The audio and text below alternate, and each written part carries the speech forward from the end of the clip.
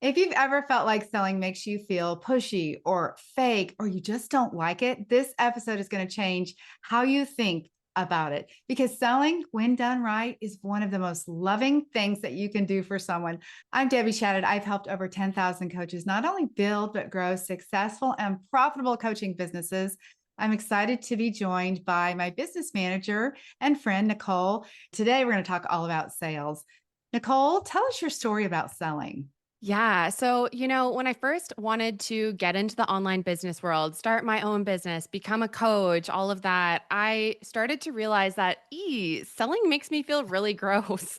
And also, selling is literally the lifeblood of your business. If you're not Yeah. making sales, your business isn't alive. And so I realized, okay, if I want to make this difference, if I really want to provide transformation for people, this is a skill that I'm going to have to learn. So I actually dove deep all the way in. I got trained in high ticket sales, which is sales for any sort of programs, usually over $1,000, but in the 5 to 10K range more so. So, really creating massive transformations for people. And so, I felt so uncomfortable at first. Before my sales calls, I would literally be sweating buckets. The night before, I would be up all night rehearsing it over and over again in my head. And I started to realize that you really need to shift your perspective on selling in order to be present on a sales call and really provide the best conversation and transformation on that call. So, yeah, that actually launched me into the world, got me into okay, now how do we book more sales calls? How do we build the business as a whole? But sales really is, if I would say, one key skill to have. It is so important as a coach. What about you, Debbie? Well, that's funny. You're right. There is no business without sales. I'll tell you, I feel like I've been selling my whole life, and I would love to bring that perspective to everybody here because the truth is, you've been selling. My grandkids are downstairs right now, and at 18 months and 3 years old, I can promise you they can sell us on what they need to do. So if you think about all the things that you have sold somebody on in your life, not a career that you earned a commission on, but just how you really sell yourself everywhere you go, it can begin, I think, to make selling feel lighter. I actually happen to love selling, kind of like you, Nicole, and I really have been honestly wildly successful at selling my whole life. And I always made it in a way, whatever the script was that they provided for me, I made it in a way feel like something that was more comfortable for me. So I love selling. I don't get nervous unless I'm selling something that I'm not aligned with. Yeah, that alignment is key. And I think it's amazing that you love selling. I'd be curious how many of you listening can relate to this. Like, do you love selling? Are you on the opposite spectrum and like, selling makes me feel stressed out or maybe a little bit scared? We'd love to hear from you. So comment below because I know everybody falls on different ends of this spectrum of sales. This one thing you're talking about, like loving sales or feeling yucky about it, is going to be key to you having a business or not. So I really want to encourage you to think about shifting your mindset around that because if you don't sell your coaching, you will never have a business. So I'd love to talk about reframing the concept of sales, Nicole. How did you do that?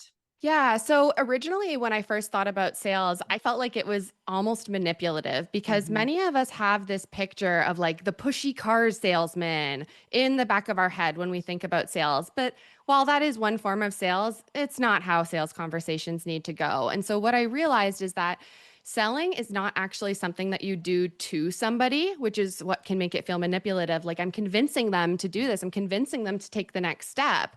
Whereas realistically, selling is actually something that you do with somebody. So it's very collaborative, it's right alongside of them.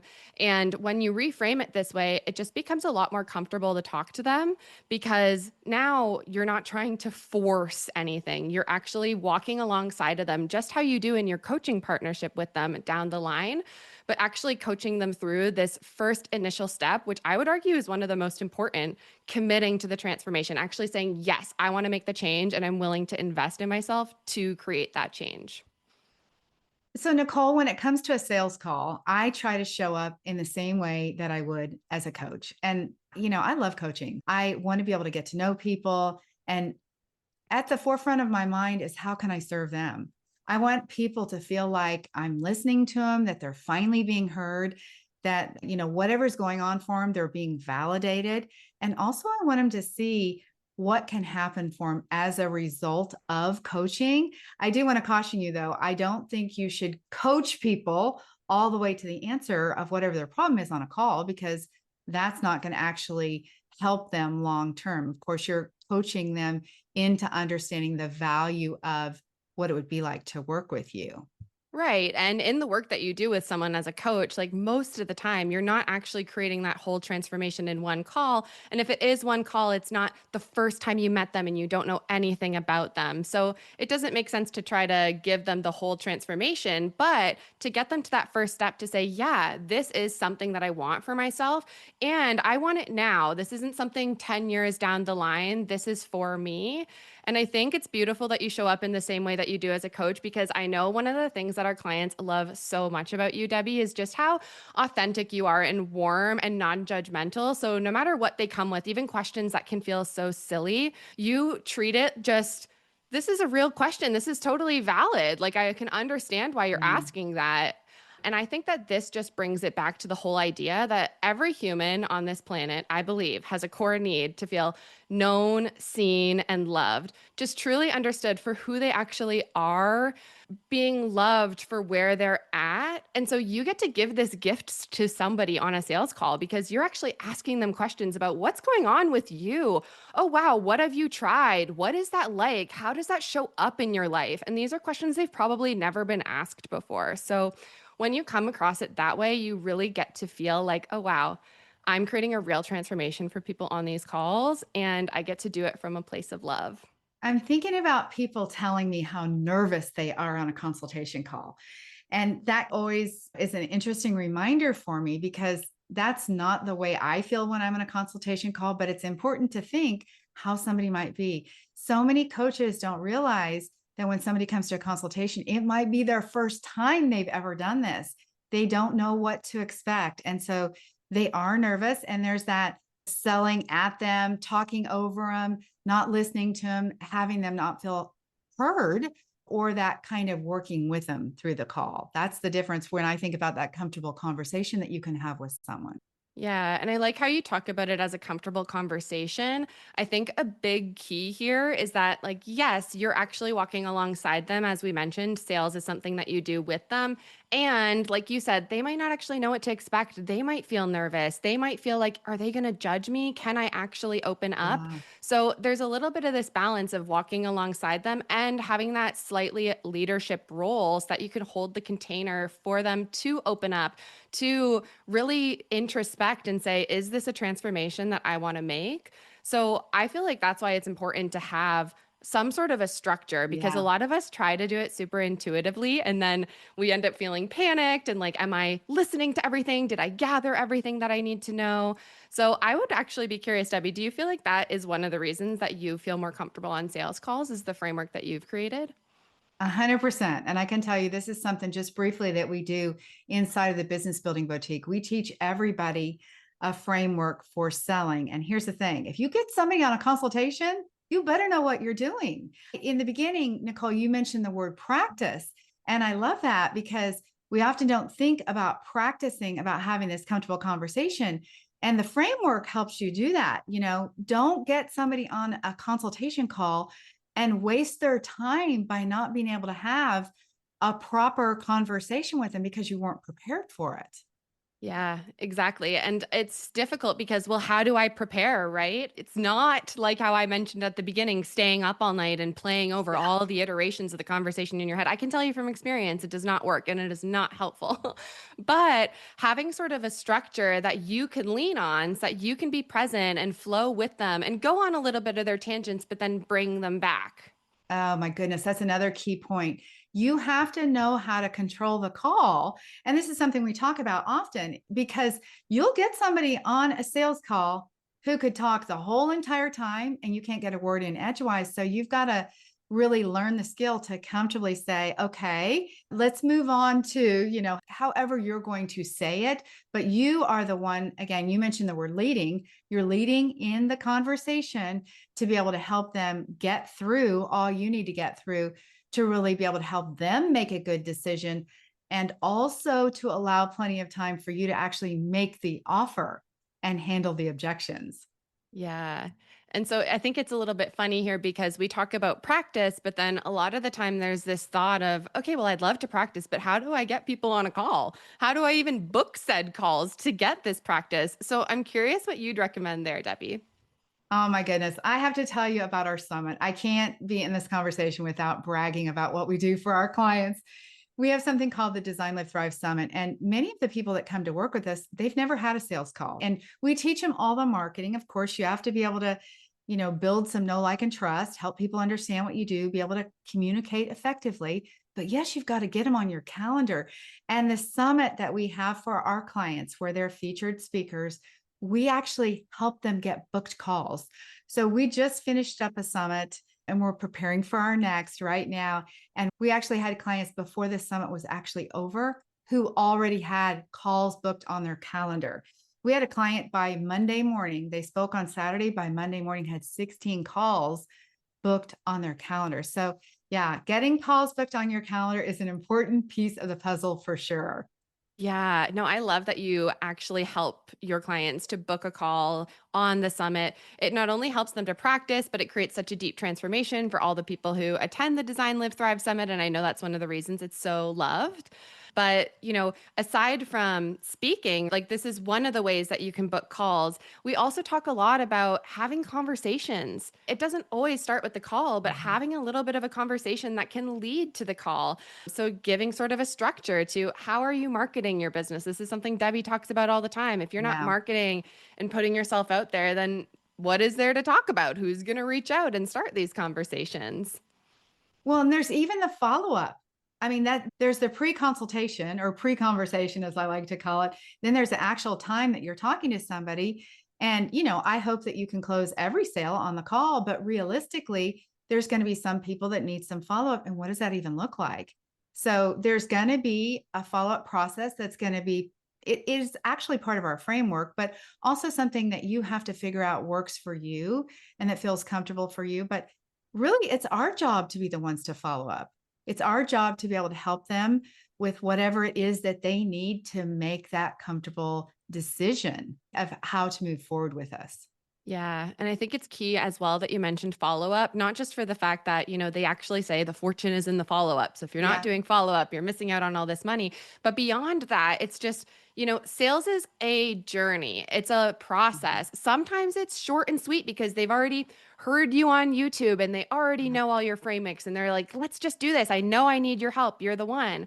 And sometimes it takes a few more touch points, right? Maybe you haven't been talking about your coaching that much. So it takes like hearing a little bit about you from speaking on the summit and then getting on a free coaching call with you and getting that like, know, and trust built to then book another call that might become a sales conversation. So I'd also encourage you, especially if you're a new coach, don't just be like, I got one call booked and everything hinges on this. It's all about relationship building. You're doing this with the person, you're getting to know them. Today, I was working on the information for the summit. And one of the things that I did was I created a training video on how to do your calendar setup and how to create a link for somebody to book a consultation with you. And even this, Nicole, is part of the process. Through the link that you make on your calendar, you're going to have certain messages that the person receives to get prepared for the call. You might even gather some data before the call so that when you come to the call, you're also prepared to help that specific person based on what they completed on the form. So there are literally so many ways that you can prepare, not just understanding the conversation, but also understanding the person that's coming to have the call with you, what it is that they desire, their problems are. There's lots of things that go into really effectively selling your coaching and just building the business that you're hoping to build. Yeah. No, those Calendly forms are so Yeah. helpful. And then you can really get to know the person even before they hop on. Maybe you already get to, I don't know, check out their website, or it, of course, Yeah. depends on what you're selling. But all in all, I'd say the key to making sales, especially as a coach, is that you need to feel confident, right? You need to feel confident in your coaching, in your offer, in your messaging, and also in how you're showing up on that call. So if you're not feeling confident, it's not just, okay, well, I'm not good enough, but what along the way is making me still feel stuck? What am I still not feeling 100% about? What am I still stuck on myself? Because they can feel that. Even if you're not saying it on a sales call, people can really feel it. So in the business building boutique, Debbie teaches sales, but we also have so much that goes even before the sales that once you're actually on the Mhm. call, you know who you are as a coach, you know your unique value. Like, yes, of course. And you know who it's for, right? Because you might be on a call with somebody and be like, you know what, you're actually not really the right fit for me, Yeah. which is totally fine. Yeah, when you are aligned with the right niche and the way we work clients, through the niching process, through their messaging process, their offer, all of that stuff, it makes the sales conversation easy. It's really not that hard because you really know, you mentioned your value of, who you are, how you can help them, and you really understand your ideal client. I just want to mention, Nicole, for anybody who's listening, that you're like, okay, this sounds interesting. I want to invite you guys to come to our upcoming workshop. If you'll just comment the word workshop right here, either in the show notes or in the comments on YouTube, comment the word workshop, and we will provide you with a link. We actually do complimentary education twice a month where we teach all the concepts that we're talking about today. So you can learn a little bit more about what it takes to be the person who understands if you've got the right niche, or how to write your marketing message, or even how to have a sales conversation, because we have sales training workshops as well. Yeah, totally. And the cool thing is Debbie actually gives a little bit of coaching on these workshops as well. There's always a Q&A at the end. So no matter what the topic is, it's going to somehow come full circle around into exactly what you need to hear that day.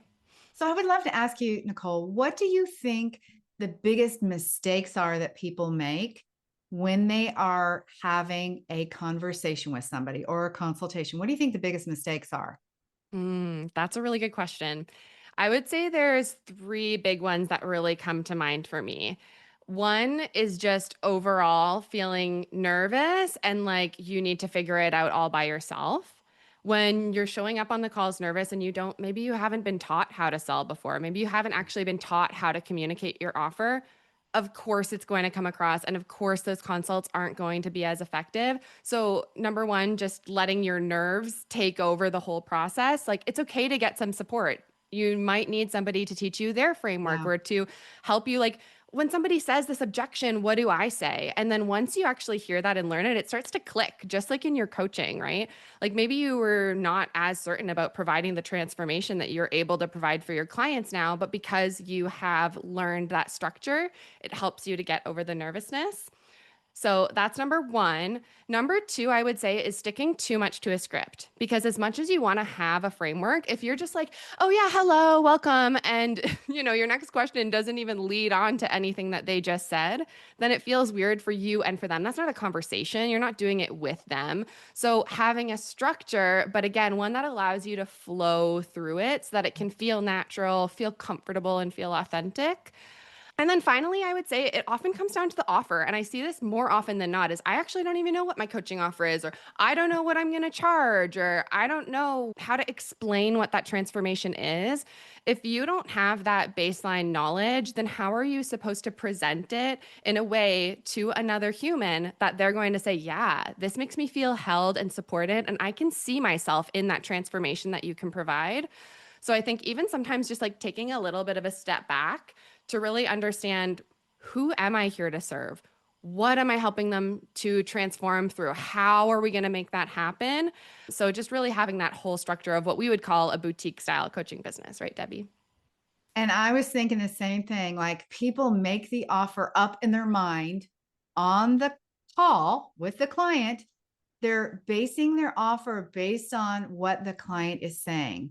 So if the client's like, well, yeah, it's been a stressful week, my car broke down, all of a sudden they're changing the offer in their mind of what it's going to be, and they're making it up on the fly. That is like a big, big mistake. The other thing that I would say is that people discount. And, I'm in favor of offering value. I'm in favor of having some great discounts, and we do that too. But I'm talking about offering a discount, trying to get somebody to buy. That's a different kind of way to sell. If you're like, it's this much money, and you think they didn't respond the way you wanted them to, like they needed a moment to process the price. And then you're like, but listen, I want to work with you, so I'll give it to you for this price. Terrible, terrible move. And I know that new coaches really, when it gets to the money part, that is a place where they get all tangled up.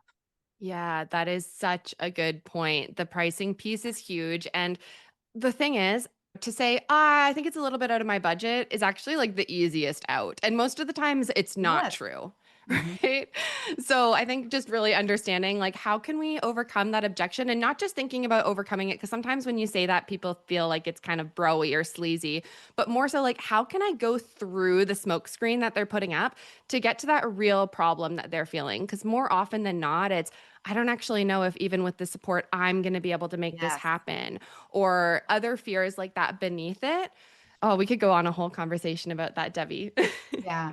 Yeah. Well, and then, how often I hear a coach who has had a sales conversation and then they're like not prepared to give them a link to pay. This is another really big rookie mistake. These are all things, again, that we kind of work people through. All those things that you're not thinking about. If you don't have a link for somebody to pay right then, you're not prepared to be having a sales conversation with them. Totally. Yeah. So, I mean, we've covered a lot here on sales, and Yeah. I hope that this is helpful because sales has been such a thing on my heart in terms of I've went from feeling so gross and sleazy about it to really loving it and seeing as such an important transformative part of the coaching process. So, Debbie, what sort of like closing thought would you like to leave us with? Well, I know you are here because you are passionate about what you do. And I am so passionate about coaching too. But here's the thing, unless you get comfortable with selling, unless you can maybe not learn to love it like I do, but unless you really feel like I have to get comfortable with selling because I want to work with people, I want to serve people, I want to change lives, I know I'm meant to do this, you're not going to get to do what you want to do unless you get comfortable with having this conversation, unless you're good at overcoming the said money objection. So I really want to encourage you to learn to love sales. Again, come at the word workshop if you want to come and learn from us. We'd love to have you be in our presence. I would be happy to coach you after a workshop and maybe even help you overcome one of your own objections around selling. So, Nicole, thank you so much for being here. I absolutely love having you here as a guest. I can't wait to have you again. You guys make sure you listen to our episode that we recently did. It'll be linked below. Yes. And thank you again, Debbie. This has been amazing. All right, you guys, have an amazing week. Now go do something about your business. Go have a sales conversation, make an offer to somebody, connect with somebody, and do it in a loving way. Okay. Have a beautiful day.